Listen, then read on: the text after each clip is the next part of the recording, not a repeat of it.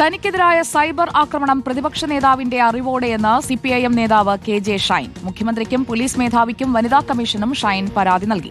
എന്നാൽ പ്രചാരണം സിപിഐഎമ്മിലെ വിഭാഗീയതയുടെ ഭാഗമാണെന്നും എന്തിനാണ് തന്റെ നെഞ്ചത്തേക്ക് കയറുന്നതെന്നും വി.ഡി. സതീശൻ ചോദിച്ചു.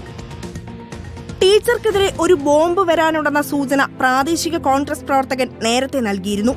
ഇപ്പോൾ കൂട്ടിവായിക്കുമ്പോൾ സംശയം തോന്നുന്നു. രാഹുൽ മാങ്കൂട്ടത്തിൽ വിഷയത്തിൽ നിന്ന് ശ്രദ്ധ തിരിക്കാനുള്ള ശ്രമമാണെന്നും പ്രതിപക്ഷ നേതാവ് അറിയാതെ ഇതൊന്നും നടക്കില്ലെന്നും കെ.ജെ. ഷൈൻ. ഇന്നത്തെ ഒരു രാഷ്ട്രീയ സാഹചര്യം വളരെ മ്ലേച്ഛമായ തരത്തിൽ പൊയ്ക്കൊണ്ടിരിക്കുകയാണ്.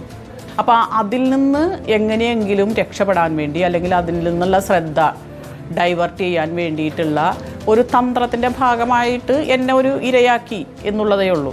ആരോപണങ്ങൾ വ്യാജമാണെന്നും പ്രചാരണത്തിന് പിന്നിൽ പറവൂരിലെ കേന്ദ്രങ്ങളാണെന്നും കെ.ജെ. ഷൈന്റെ ഭർത്താവ് ഡൈന്യൂസ് തോമസ്.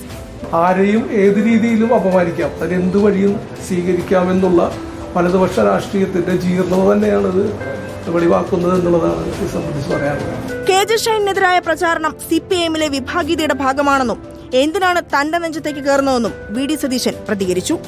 ഇതുപോലത്തെ ഏത് കേസ് ഉണ്ടായാലും എന്റെ നെഞ്ചത്തോട്ട് കയറുന്നതിന് പ്രചാരണത്തിന് പിന്നിൽ സിപിഐഎം എന്ന് ആവർത്തിച്ച് കോൺഗ്രസ് ജില്ലാ നേതൃത്വം. ബോംബ് വരുന്നുണ്ടെന്ന് പറഞ്ഞ പ്രാദേശിക കോൺഗ്രസ് നേതാവിന്റെ പേര് കെ.ജെ. ഷൈൻ പറയട്ടെ എന്നും ഡി.സി.സി പ്രസിഡന്റ് മുഹമ്മദ് ഷിയാസ്.